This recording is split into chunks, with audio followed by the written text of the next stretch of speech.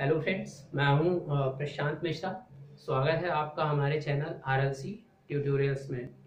तो फ्रेंड, ये जो आरएलसी ट्यूटोरियल्स है आपको इलेक्ट्रिकल की सारी कंटेंट या सारे मटेरियल्स प्रोवाइड कराती है। ठीक है, आपके सारे examinations like GATE, ESC and all A and J examinations, if you are talking any RRB JE, okay, SSC JE, okay.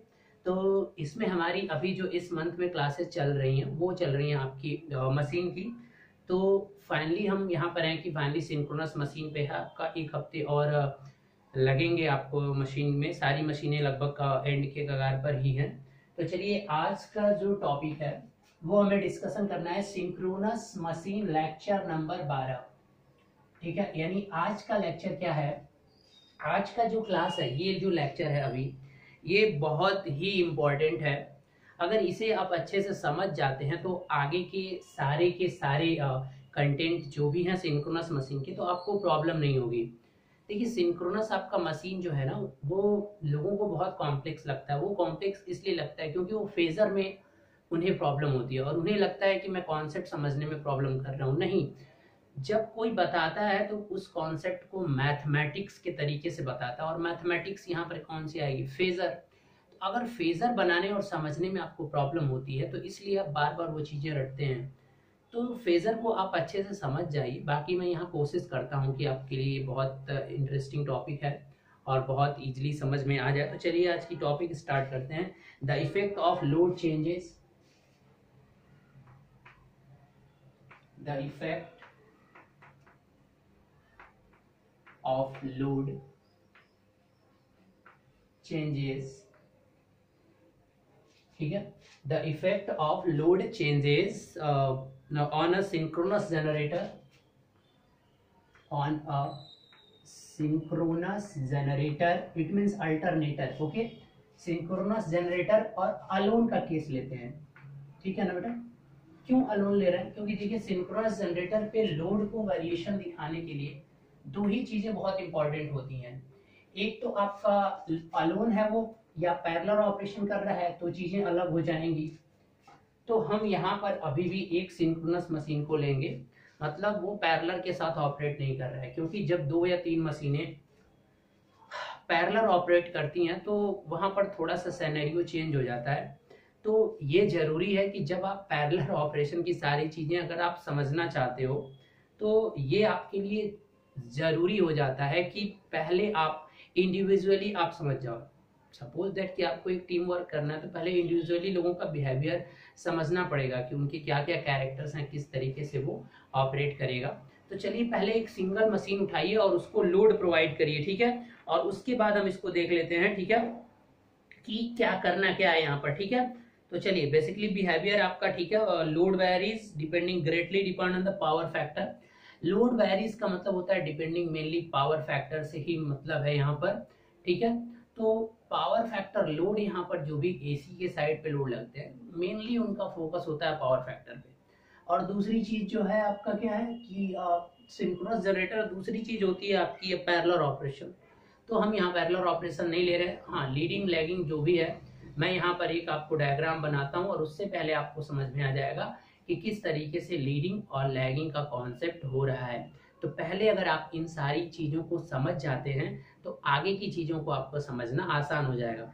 तो पहले जरा देखिए, मैं एक सेम अमाउंट ऑफ करंट, मैं करंट की वैल्यू को भी चेंज नहीं करूंगा और फेज एंगल चेंज नहीं करूंगा, लेकिन हाँ, लीडिंग जितना लूंगा उतना ही लैगिंग आउट, मतलब कुल मिला के मैं पावर आउटपुट को सेम रखूंगा। जब भी कोई आपसे पावर आउटपुट सेम रखने का बात बोलता है, मतलब कॉस फाई भी सेम रहने वाला है, समझ रहे हैं ना आप?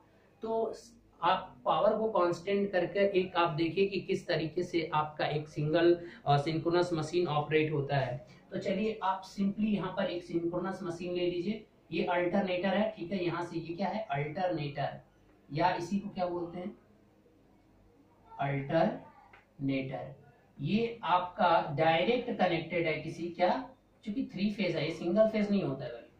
तो ये आपका क्या है? सीधे आपको सीधे मैंने लोड से क्या करा दिया? कनेक्ट करा दिया।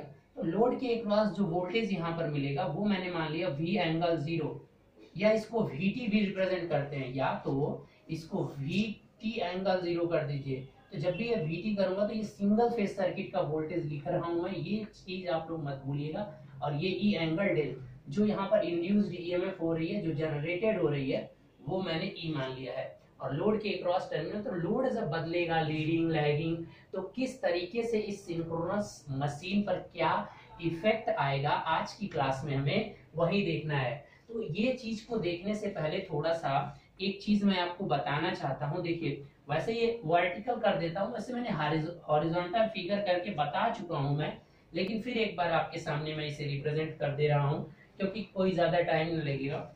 मान लीजिए कि अगर आपका कोई यूनिटी पावर फैक्टर पे काम कर रहा है, तो आप क्या करते हो, जो टर्मिनल वोल्टेज होता है, जो VT, ये VT मैंने लिया, इस VT को क्या कर दीजिए, टर्मिनल फेजर बना रहा हूं मैं, और वो भी पहले आपका ये डायग्राम है UPF। तो UPF में अगर करंट होगा, मान लीजिए करंट की अमाउंट इतनी आती है UPF में, यहाँ जो लोड को वोल्टेज जाएगी और करंट जो होगी वो IA आर्मेचर करंट जिसे बोलते हैं, या I लोड और I आर्मेचर दोनों सेम होगा बेटा। अगर कभी आपको ऐसा लगता है तो कंफ्यूज मत होना, ठीक है। तो अब यहाँ के बाद क्या होगा, आप देखिए क्यों सेम फेज में लिया मैंने, IA को क्यों सेम किया, क्योंकि ये मैंने UPF के लिए बना रहा हूँ। ये किसके लिए बना रहा हूँ, UPF मतलब यूनिटी पावर फैक्टर। तो जो इंड्यूस्ड EMF आएगा अब, और यहाँ पर एक चीज और मैं पहले ही मैंने कहा था ना, प्रीवियस लेक्चर में भी आपसे बताया था कि मैं एक बहुत बड़ा एजम्पशन करूंगा आगे जब भी कोई नई चीजों को समझना होगा, ठीक है। तो क्या मैंने बोला था, मैंने कहा था कि RA को मेरा एजम्पशन है यहाँ पर कि जो लोड है उसका RA, मतलब लोड का नहीं, लोड में तो रेजिस्टेंस लगा कुछ भी नहीं, यहाँ पर जो RA आर्मेचर, जो यहाँ पर वाइंडिंग होती है ना ये, तो इसके वाइंडिंग का जो RA आर्मेचर रेजिस्टेंस, ये लगभग क्या है आपका 0 मैंने एज्यूम कर दिया, ये एजम्पशन चल रहा है अब यहाँ से। तो IA RA ड्रॉप को हम कभी भी कंसीडर नहीं करेंगे। अगर IA ड्रॉप होता तो इधर होता, लेकिन अब इससे आगे जाता, बट यहाँ पर क्या होगा कि सेम आपका VT भी क्या हो जाएगा, यहाँ से इसके सेम, यहाँ से IA RA वाला ड्रॉप नहीं आएगा, सीधे कौन सा ड्रॉप आप लेकर जाएंगे, IAXS, ये वाला जो फेजर है ये आप देख रहे हैं किसका हो गया, IAXS, केवल ये वाला ड्रॉप आएगा। और वो परपेंडिकुलर होता है, जिस डायरेक्शन में करंट जा रही है ये ड्रॉप उसके 90 डिग्री परपेंडिकुलर होता है। ये आपको पता था, पीछे फेजर बनाया था दोनों साथ में, तो वहां पे RA को जब नेगलेक्ट करेंगे तो आप देख लीजिए। और यहाँ से जो फेजर ये मिलेगा, यही फेजर क्या होगा, ये जो यहाँ पर फेजर आएगा बन के, यही क्या होगा, ये आपका क्या होगा E। तो और इनके बीच का जो एंगल होता है वो क्या होता है, डेल, यही होता है लोड एंगल। तो अब यहाँ पर क्या देख रहे हैं कि जो E है वो V के क्या हो जा रहा है, लगभग इक्वल टू है। E और V आपस में क्या है, दोनों इक्वल हैं, ठीक है। सॉरी इक्वल नहीं है, क्योंकि देखिए ये आपका जिस तरह से गया तो ये आपका कुछ इंक्रीमेंट दिखेगा, बट क्या है कि ये आपका क्या है, इंक्रीमेंट ये ज्यादा लग रहा है ना, यहाँ पे इक्वल नहीं है, ठीक है ना, E ज्यादा है इस केस में। अब अगला केस थोड़ा सा लेते हैं, तो अब लैगिंग का पावर, आप सेम करंट रखिए जो पिछले केस में था वही करंट रखिए, लेकिन क्या करिए, पावर लोड को लैगिंग कर दीजिए। ये लोड जो था अब लैगिंग, और जितनी करंट बह रही थी उतनी ही करंट बहने दीजिए, कोई दिक्कत नहीं है। तो लैगिंग का मतलब क्या हो जाएगा, देखिए अगर ये टर्मिनल वोल्टेज है इसको कांस्टेंट ले, तो लैगिंग लोड कैसे दिखाओगे, लैगिंग लोड कैसे दिखाते हैं, इससे लैग करना है मतलब इधर बनेगा, यानी करंट की डायरेक्शन क्या होगी, कुछ इस तरीके से आप ले लीजिए।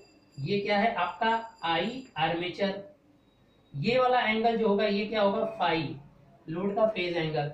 अब इस डायरेक्शन में ये है, इससे 90 डिग्री, तो इससे 90 डिग्री कुछ क्या आएगा, ऐसे आएगा, तो यहां से नहीं लेना है, इससे 90 डिग्री कुछ इस तरीके से जाएगा, और ये जो आपकी लाइन होगी ये होगी IAXS का ड्रॉप होगा, ठीक है। और अब यहां से देखो RA को नेगलेक्ट कर दिया ना, इसलिए RA वाला ड्रॉप मैं लूंगा नहीं, क्योंकि बहुत इजी हो जाती है फिर मशीन का कैलकुलेशन या सारी चीजें जब आप RA को नेग्लेजिबल मान लेते हैं।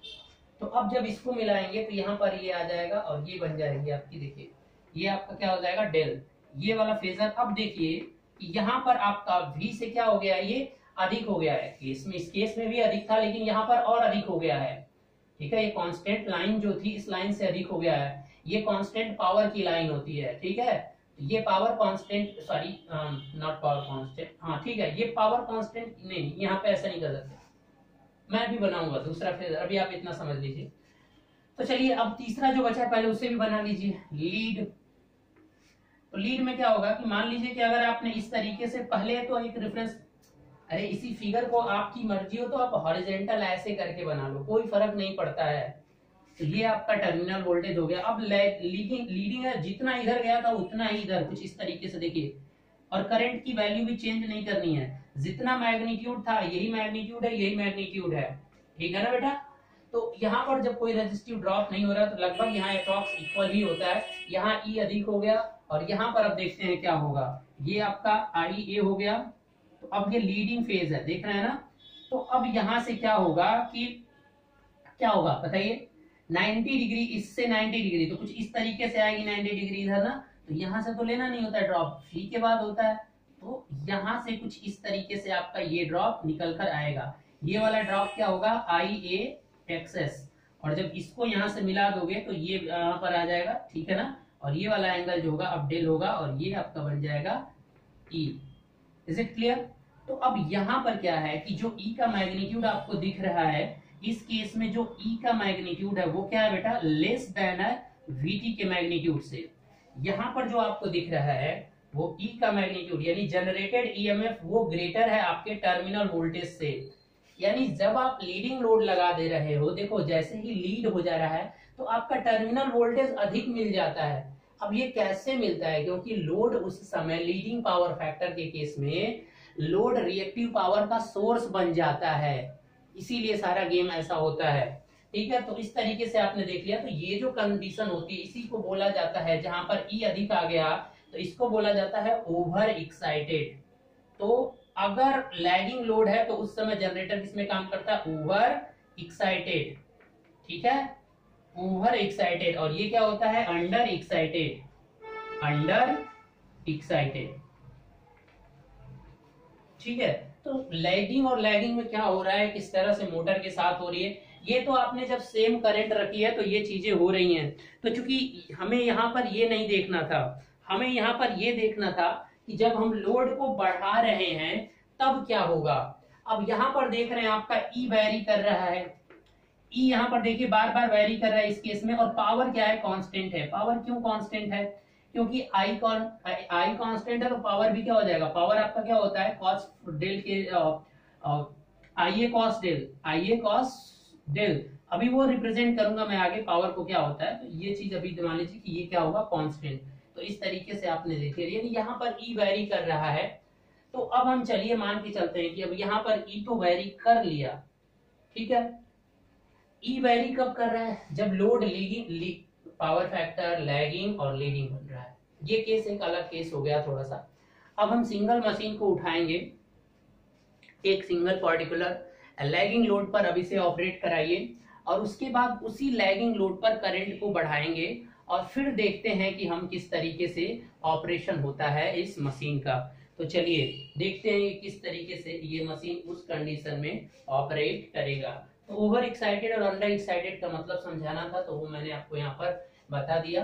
अब जनरली आते हैं इस टॉपिक पे। अब इस टॉपिक का मेन एम है, यहाँ से बहुत अच्छी चीजें निकल कर आने वाली हैं अब जो मैं आपको बताने जा रहा हूँ। जरा ध्यान से देखिएगा भाई, यहाँ पर कंफ्यूज होगा तो दोबारा आप पूछ लीजिएगा। देखिए अब यहाँ पर एज्यूम करिए कि आपने एक लैगिंग लोड लगा दिया, लीडिंग पे भी ले सकते हैं, बस ये जो ग्राफ बनाया था ना अब उसके पैटर्न में बनाना पड़ेगा। तो चलिए एक मैं फेजर बना रहा हूँ सिंपल सा। मैंने क्या किया कि इस तरीके का एक लोड ले लिया, ये आपका टर्मिनल वोल्टेज था, तो लैगिंग करंट थी, तो ये आपकी क्या हो जाएगी, लैगिंग करंट हो गई आई ए। आपका ये फेज एंगल है फाई और आपने आर को नेग्लेक्ट कर रखा है, तो आपको मे भी सीधे देखिए इसके परपेंडिकुलर कुछ इस तरीके का मिलेगा, सॉरी ऐसे। तो यहां से कुछ ऐसे आपको मिल जाएगा, ये आपका क्या होगा, कुछ यहां तक कर दीजिए कोई दिक्कत नहीं है, आई ए एक्सेस ड्रॉप मिल जाएगा। अब यहां से जो ये फेजर आपका बन जाएगा, ये दोनों मिलकर ही तो क्या होते हैं, क्योंकि आपका ई जनरली क्या होगा बताइए, यहां पर अगर ई लिखता हूं तो क्या होगा, वी टर्मिनल, ये पर फेज लिखा जाता है जब भी, और क्या हो जाएगा जे आई ए और एक्सेस, मतलब ई जो होगा इसके फेजर और इसके फेजर का सम होगा, अगर फेजर फॉर्म में मैं लिख दे रहा हूं तो देखिए ये आपका ई हो जाएगा, इतना प्लस इतना, वेक्टर सम गिव्स इतना, इस तरह से आपको बनाया जाता है फेजर। अब जरा ध्यान देने की बातें हैं कि अब क्या होगा जब हम लोड को बढ़ाएंगे। तो चलिए अब लोड को यहां पर बढ़ाना है, तो सबसे पहले जब यहां पर कुछ चीजें आप मेंशन कर लीजिए कि कुछ एजम्पशन करने पड़ेंगे कि एज्यूम हम ये करते हैं कि फील्ड फ्लक्स को एज्यूम IF क्या है, कांस्टेंट है। IF को आपने IF के साथ कोई छेड़खानी आप नहीं कर रहे हैं। जो फील्ड पार्ट था इसका, फील्ड पे भी एक एक्साइटेशन करंट दी जाती है ना, तो उस करंट को आपने कांस्टेंट रखा है, उसके साथ कोई बदलाव नहीं दे रहे हैं, उसको फिक्स है, उसके साथ कोई छेड़खानी नहीं करनी है। तो अगर ये कांस्टेंट है तो जो फाई एफ आएगा, फील्ड आएगी, वो भी क्या हो जाएगी, कांस्टेंट हो जाएगी। और वो स्पीड तो एक कांस्टेंट स्पीड से ही घूमता है, NS, या इसको क्या कर सकते हो, ओमेगा एस। स्पीड भी क्या होती है, कांस्टेंट। स्पीड तो हमेशा ही कांस्टेंट होगी, ये तो एज्यूम करने की कोई बात ही नहीं है। डीसी मशीन के केस में कांस्टेंट स्पीड सिंक्रोनस स्पीड पे ही करता है। तो अब एक बात बताइए, मैंने आपको बताया था कि एक्साइटेशन E प्रोपोर्शनल टू क्या होता है, यानी जो इंड्यूस्ड ईएमएफ वो किस पे डिपेंड करता है, फाई के और ओमेगा पे डिपेंड होता है। तो यहाँ पर सिंक्रोनस स्पीड है, ये तो ऑलरेडी कांस्टेंट है, और इसको भी आपने क्या कर दिया है, कांस्टेंट बना दिया है। मतलब आप वोल्टेज को छेड़खानी बदलाव नहीं करेंगे तो फील्ड करंट नहीं बदलेगी, करंट नहीं बदलेगी तो फ्लक्स नहीं बदलेगा। तो इसका मतलब अगर ये दोनों चीजें कांस्टेंट हैं तो इसका मतलब E भी क्या हो जाएगा, E इज इक्वल टू क्या हो जाएगा, कांस्टेंट। यानी E को आपने फिक्स कर दिया है, E अब वेरी करने वाला नहीं है। समझ में आई बात, यानी E को बदलना नहीं है, E हमेशा कांस्टेंट ही रहेगा। ये आपने एजम्पशन कर रखा है, तो इस चीज को थोड़ा सा ध्यान से समझिएगा। अब चलिए आपको यहाँ सिंपली क्या करना है वो चीजें हम यहाँ पर देखते हैं। तो अब हमने क्या कहा कि पावर फैक्टर को तो छोड़ दीजिए, पावर फैक्टर बढ़ाएंगे तो फिर क्या होगा वो तो अलग की चीजें है, लेकिन पहले आप सेम पावर फैक्टर पे रहने दीजिए, लैगिंग पे था लैगिंग पे ही रहने दीजिए, और थोड़ा लोड बढ़ाइए। जितने पावर फैक्टर पे चल रहा था आप लोड को बढ़ाइए जनरली। मतलब अब ये IA था तो एक दूसरा लोड कुछ डैश डैश करके आपने क्या कर दिया, इसको यहां तक बढ़ा दिया, मैग्नीट्यूड को बढ़ा दिया। ये नया करंट जो है वो IA डैश हो गया।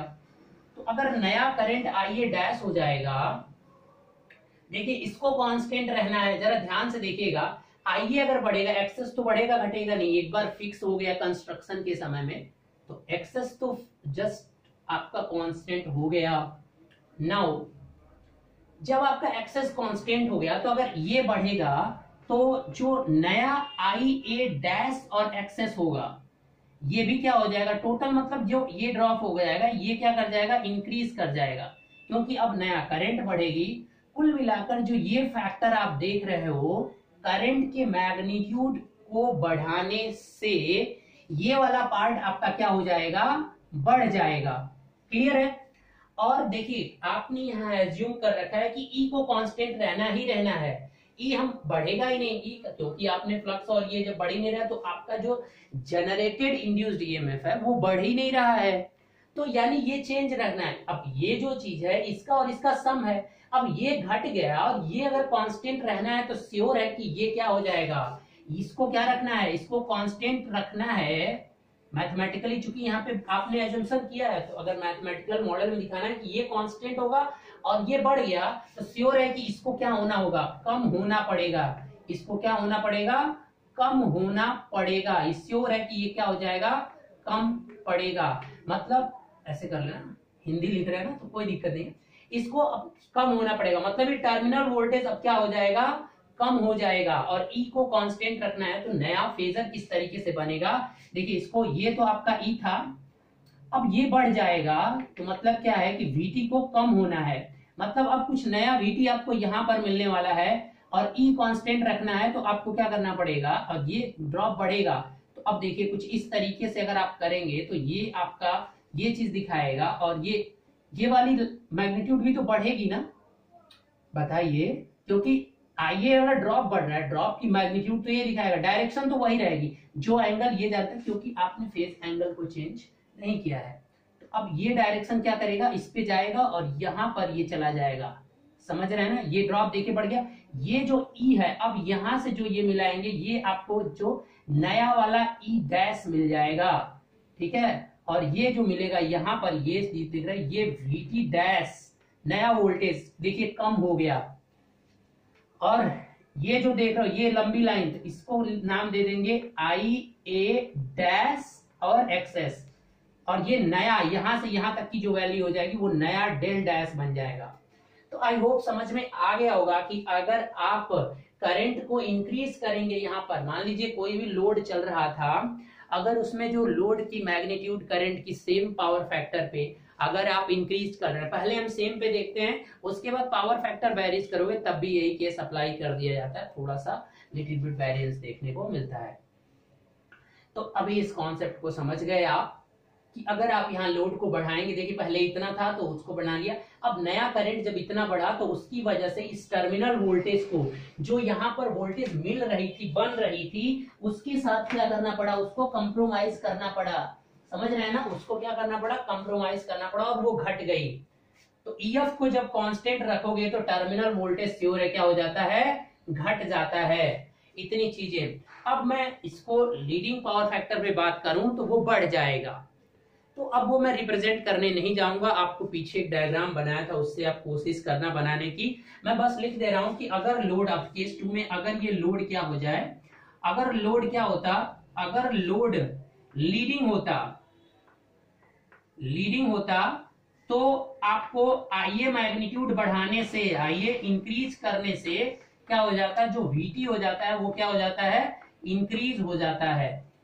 ठीक है, मतलब सिंपल है कि IA बढ़ाने का मतलब क्या है कि रिएक्टिव पावर की डिमांड बढ़ रही है, मैग्नीट्यूड बढ़ाने का मतलब क्या हो रहा है, एक्टिव पावर नहीं बढ़ रहा है, क्योंकि सेम डायरेक्शन में अगर बढ़ा रहे हो तो इसका मतलब नेचर है रिएक्टिव पावर ही आपने एक्चुअली में बढ़ाया हुआ है। तो देखिए कुल मिला के यहाँ पर IA का मैग्नीट्यूड बढ़ाने का मतलब है कि आप रिएक्टिव पावर बढ़ा रहे हो। कोई भी लोड होगा, आप एक बात बताइए, एक सेम पावर फैक्टर पे अगर उसको बढ़ाओगे, जब तक उसके रेजिस्टेंस को नहीं बढ़ाओगे तो वो और ज्यादा लैगिंग भी तो होता जाएगा ना साथ में। तो पहले हम इस चीज को समझते हैं, और अब अगला कॉन्सेप्ट जरा समझिएगा कि अब हम इसको रिप्रेजेंट करने जा रहे हैं एक डायग्राम से। तो देखिए ये चीजें समझ लेना। अगर अब यहाँ पर मैं एक और चीज आपको बता दे रहा हूं कि अगर आप चाहते हो कि ये जो लोड के बढ़ाने से मेरा टर्मिनल वोल्टेज घट रहा है, तो अगर आप चाहते हो कि इसे मेंटेन करना है तो आपको इसके साथ छेड़खानी करनी पड़ेगी, ये कांस्टेंट नहीं रखना पड़ेगा। देखो अब ध्यान से देखिएगा कि अगर इसको कांस्टेंट रखना है तो अगर आपको इसने बढ़ा दिया, आपने इसको यहां कर दिया तो क्या हो जाएगा, फिर ये वाली चीज बढ़ के यहाँ बैलेंस हो जाएगी और ये बैलेंस कर लेगा। मतलब टर्मिनल वोल्टेज को जो घटा है इतना फिर से यहाँ करने के लिए आपको ये वाला जो चीज देख रहे हो ना, E का मैग्नीट्यूड, अगर इसको इंक्रीज कर दोगे, ठीक है, किसी भी तरीके से, और किसी भी तरीका तो एक ही है, यहाँ पर φf तो चेंज करना पड़ेगा और उसके लिए IF को बढ़ाना पड़ेगा। तो अगर कोई ऐसा अरेंजमेंट है आपके, और होता है सिंक्रोनस मशीन में, कि अगर E को क्या करते हैं, अगर वेरी कर दोगे आप, जिस तरीके से टर्मिनल वोल्टेज घटा, जितना ये घटा उतना आप इंड्यूस्ड ईएमएफ जो यहाँ जनरेटेड वोल्टेज है उसको आप बढ़ा दीजिए। यही तो फायदा होता है ना इस मशीन का, बताया भी था आपको, क्योंकि यहाँ से एक्साइटेशन से बढ़ाया जा सकता है, एक्साइटेशन ये जो है उसको बढ़ाया जा सकता है। ई को बढ़ाने का मतलब एक्साइटेशन बढ़ाना, तो एक्साइटेशन बढ़ाने का मतलब ये करंट बढ़ाओगे तो करंट जब बढ़ेगी तो इंक्रीज हो जाएगा, ये इंक्रीज हो जाएगा तो फिर जो टर्मिनल वोल्टेज था वो अपने आप को बैलेंस कर लेगा। तो आपके पास ये ऑप्शन है, लेकिन मैंने अभी आपको आप समझाने के लिए ये बता दिया कि इस तरीके का होता है। तो अब ये थंब रूल है, जरा आप समझ जाइए। अब थोड़ा सा मैं चीजें फिर से एक जगह ग्राफ पे कॉन्क्लूड करता हूं।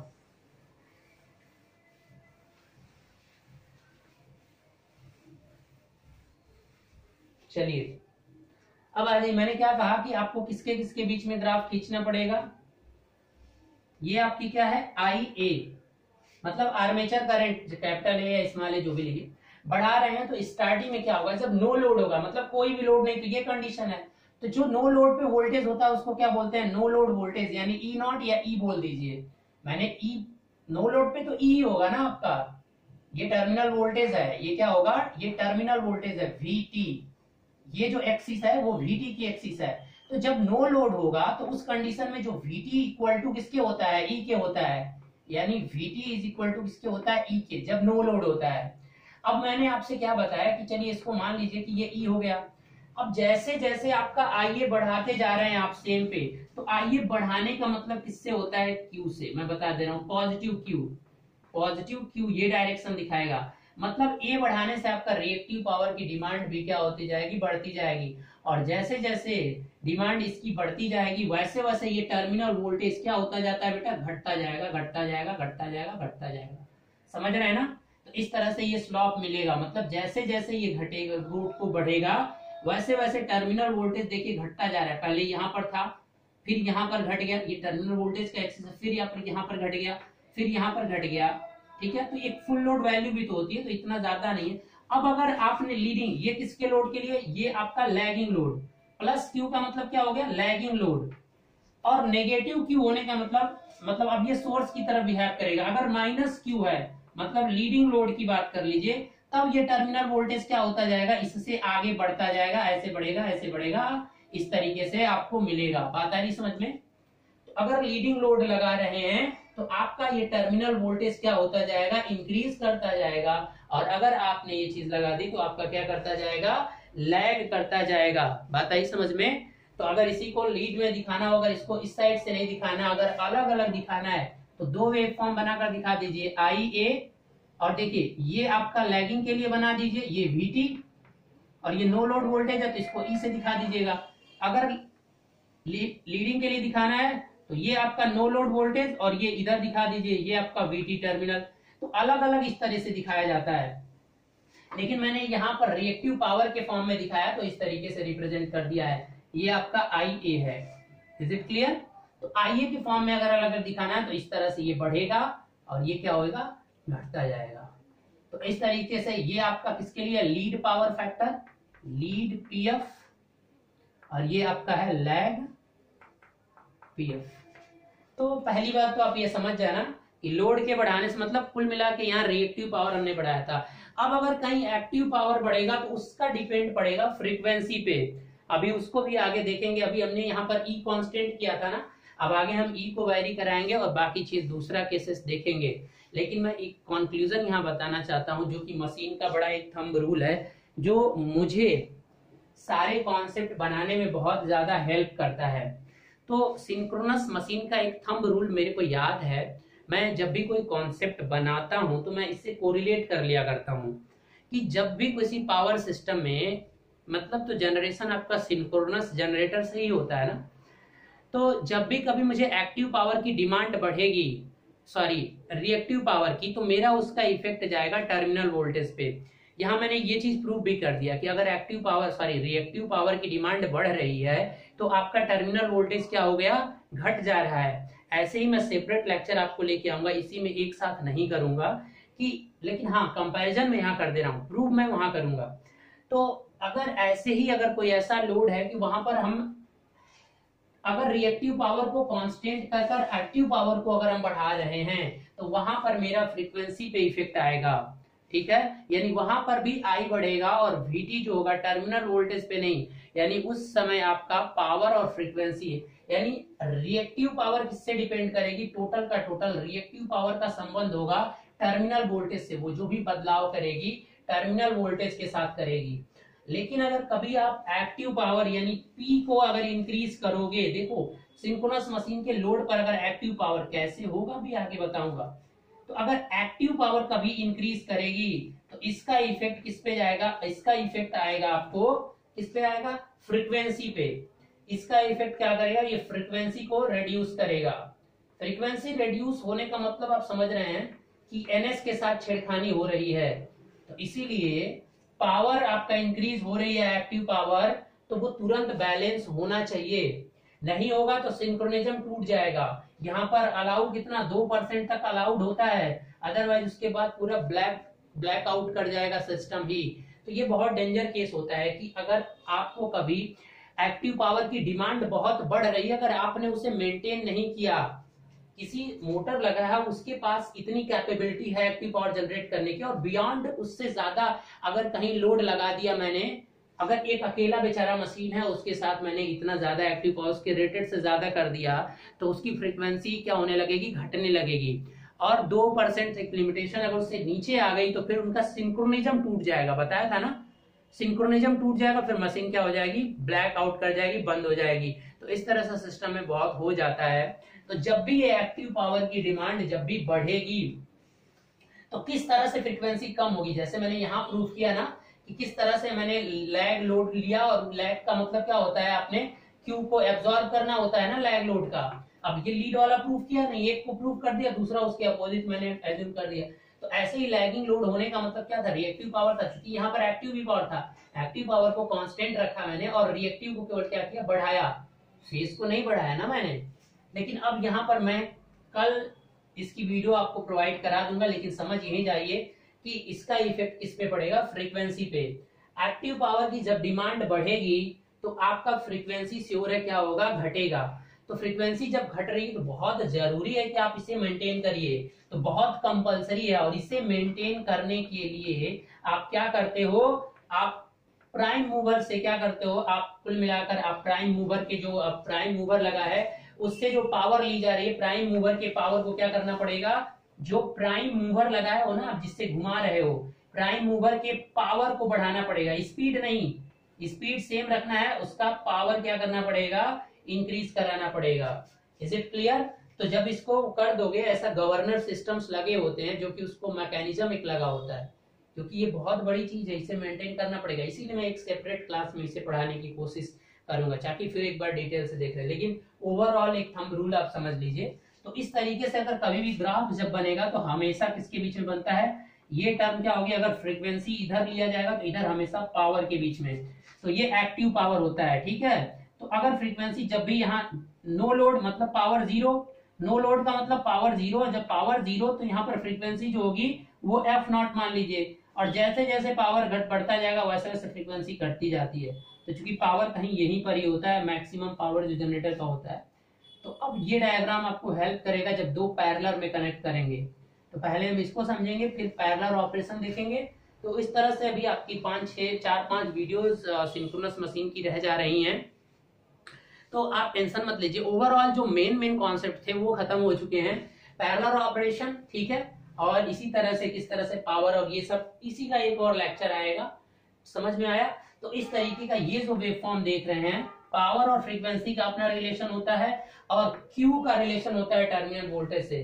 तो ये एक थंब रूल है जिसे आप हमेशा याद रखिएगा कि जब भी आप अपने टर्मिनल पे अगर रिएक्टिव पावर की डिमांड ज्यादा करते हो कभी भी, तो जहां से भी पावर आ रही हो तो मतलब क्या है कि टर्मिनल वोल्टेज घटेगा, और फिर उसको मेंटेन करने के लिए ऐसा ऑप्शन दिया जाता है जनरेटर में, ठीक है। सिंक्रोनस मोटर में आपको ऐसी सिस्टम प्रोवाइड होती है कि जैसे ही टर्मिनल वोल्टेज घटेगा तो एक्साइटेशन को बढ़ा के फिर उसे मेंटेन कर लेता है सिंक्रोनस जनरेटर। ये सब ऑटोमेटिक होता है प्रेजेंट टाइम में, ठीक है। और ऐसे ही जब आप एक्टिव पावर ज्यादा लेना चाहोगे, कहीं एक्टिव पावर की डिमांड बढ़ती है तो फ्रीक्वेंसी थोड़ा सा स्लाइटली घटती है। तो क्या होता है, कुछ गवर्नर वॉल्व्स लगे रहते हैं जो कि प्राइम मूवर को क्या कर देते हैं, हिंट कर देते हैं कि बेटा चलो अब तुम अधिक पावर दो, स्पीड को सेम रखो और अधिक पावर प्रोवाइड कराओ, ताकि मेरा फिर से वो फ्रीक्वेंसी क्या हो जाए, सेम कंडीशन में चली जाए, ठीक है। तो ये सब मैकेनिज्म्स लगे होते हैं तो फ्रीक्वेंसी को, तो आपका मतलब है फ्रीक्वेंसी एक्टिव पावर के बढ़ने और घटने से फ्रीक्वेंसी इफेक्टेड होगी, और आपके एक्टिव रिएक्टिव पावर की डिमांड को कम और अधिक करने से आपका इफेक्टेड होगा टर्मिनल वोल्टेज। तो ये थंब रूल याद कर लो और पूरे कॉन्सेप्ट को इसी के अकॉर्डिंग सजा दो सिंक्रोनस मशीन के, बहुत आसान हो जाएगी सिंक्रोनस मशीन। तो अभी जब मैं इसको प्रूव करूंगा तो वहां पर ये भी प्रूव हो जाएगा। तो पता इसलिए दिया क्योंकि अभी अब वीडियो आपको एक हफ्ते बाद मिलने वाली है। मैं बता दिया हूँ कि अभी कुछ रीजन से एक हफ्ते के लिए मैं आपकी सारी सिंक्रोनस मशीन की वीडियो आपको दे रहा हूँ। अब आपको नेक्स्ट वीकेंड कोई वीडियो मैं प्रोवाइड नहीं करा पाऊंगा, यही वीडियो आपको अगले हफ्ते अच्छे से देखना है। और आज जब आप ये वीडियो लास्ट देख रहे होगे तो शायद आज नेक्स्ट संडे हो चुका होगा, तो आई होप कि आपने सारी वीडियोस पहले देख चुके होंगे। तो अब हम अगले मंडे से आपसे मिलते हैं। तो गाइस प्लीज सारे के सारे वीडियोस वॉच करना। अब सिंक्रोनस मशीन की जो 3-4 वीडियोस और बच रही हैं, ज्यादा नहीं बचा हुआ है, 3-4 वीडियो में कंप्लीट हो जाएगा, ठीक है। तो ऐसे ही आपका ट्रांसफार्मर भी मैंने कंप्लीट कर दिया, लेकिन 3 फेज ट्रांसफार्मर बचा हुआ है, ऑटो को कंप्लीट कर दिया, transformer auto transformer completed, DC machine completed. अब देखिए मैं आपको बता रहा हूँ कि बचा क्या हुआ है और क्या मुझे पढ़ना है आने के बाद, क्योंकि शायद आपको ऐसा लगेगा कि सर कितनी चीजें पढ़ाए हैं कितना नहीं पढ़ाए। तो आजकल जो इस आरएलसी ट्यूटोरियल्स की बात करते हैं, तो आज तक मशीन में क्या क्या कवर हो चुका है उसे मैं एक ओवरव्यू दे देता हूं। देखिए डीसी मशीन, डीसी मशीन की अब क्लास नहीं होगी, प्रैक्टिस आप करते रहिए, ये कंप्लीटेड, ठीक है। Transformer completed, auto transformer completed, three phase transformer not completed, ये पेंडिंग है, ये आपका क्या है, पेंडिंग है, अभी पढ़ाना है मुझे, कोई दिक्कत नहीं है। और इंडक्शन मशीन में आपका 3 वीडियोस बचा है, 3 से 4 वीडियोस, 3 और 4 वीडियोस आपको यहाँ से प्रोवाइड मुझे कराना है, ठीक है, 3 से 4। और सिंक्रोनस मशीन, इसमें भी मान के चलिए कि 3 या 4 ही वीडियोस, तो 4 वीडियोस ले लीजिए, 4 वीडियोस यहाँ से बचा हुआ है, तो ये। और सिंगल फेज मैक्सिमम 2 या 3 वीडियोस बनेंगी, 2 या 3 वीडियोस में कोशिश करूंगा, 2 वीडियोस सारे के सारे, चलिए 3 कर दीजिए, क्योंकि आपको 3 वीडियोस, तो आपको 3 4 3 7 और ये कुल मिला के 10 या जो भी इतनी चीजें आपको लगभग बची हुई, तो लगभग 1 वीक का ये टारगेट है, मैं बता रहा हूं। आप मान के चलिए कि 1 हफ्ते में ये चीजें क्या हो जाएंगी, खत्म हो जाएंगी। तो ये चीजें हमने आरएलसी ट्यूटोरियल्स में अब तक कवर कर लिया है, ठीक है। और बाकी मशीनों में ये 3-4 लेक्चर, तो आप लगभग क्वेश्चन को कंप्लीट करने के एवज में आ चुके हैं। तो जिसको और टाइम मिल रहा है तो वो ज्यादा से ज्यादा प्रैक्टिस कर लेगा, ठीक है गाइस, ओके। तो अब ये जो आपका चलेगा, ये 1 सितंबर से ये आपकी क्लासेस होगी, थोड़ा डिले हो गया, वैसे मेरा टारगेट था कि इस महीने में खत्म करना है, लेकिन ये 1 से 8 सितंबर तक ये जाएगा और ये सारी चीजें तब खत्म हो जाएंगी। तो कोई प्रॉब्लम नहीं है, आप सही से बस पढ़ते रहिए, ठीक है। खत्म होना या ना होना चल रहा है तो खत्म होगा ही, तो 1 आध हफ्ते की बात है। तो इसमें 1 सितंबर से 8 सितंबर तक यहाँ लग जाएगा, 7 सितंबर तक कंप्लीट हो जाएगा।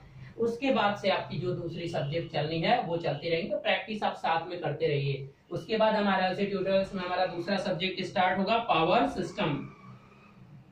इसके बाद आपका पावर सिस्टम स्टार्ट होना, ये डिले हो गया क्योंकि क्लास डिले हो गई भाई, सारी चीजें हो जाती है ना, तो डिले हो जाता है थोड़ा सा, ठीक है। टारगेट तो इसी महीने में सब कंप्लीट करना था, मैं कर भी सकता था, लेकिन थोड़ा सा वीडियो बनाने में आपकी भी कंसिस्टेंसी कभी कभी नहीं दिखती है, कभी कभी आप लोग भी परेशान कर देते हो, आपने देखा था, तो वहाँ मेरा भी मनोबल थोड़ा टूट जाता है। तो ठीक है, मैं कर दूंगा आपके लिए, ठीक है। तो जो लोग भी बाकी और जुड़ना चाहते हैं, आप सबको बता दीजिए कि ये चीजें हो गई है, पावर सिस्टम आगे स्टार्ट होगा। आगे आपका पावर सिस्टम और पावर इलेक्ट्रॉनिक्स दोनों चलेंगे साथ में, दोनों। अब उसके बाद एक एक वीडियो में प्रोवाइड करेगा, पावर इलेक्ट्रॉनिक्स जहां तक हो चुका है वहां तक हो चुका, उसके आगे से इसको बढ़ाएंगे। ये दोनों सब्जेक्ट आपको आगे मेरे आरएलसी ट्यूटोरियल्स में चलने वाले हैं, ठीक है। तो गाइस ओके, 1 हफ्ते के लिए आपसे अलविदा कहते हैं, वीडियोस अपलोड कर दूंगा, आप देखते रहिए, मिलते हैं फिर बाद में, ओके। Thank you guys.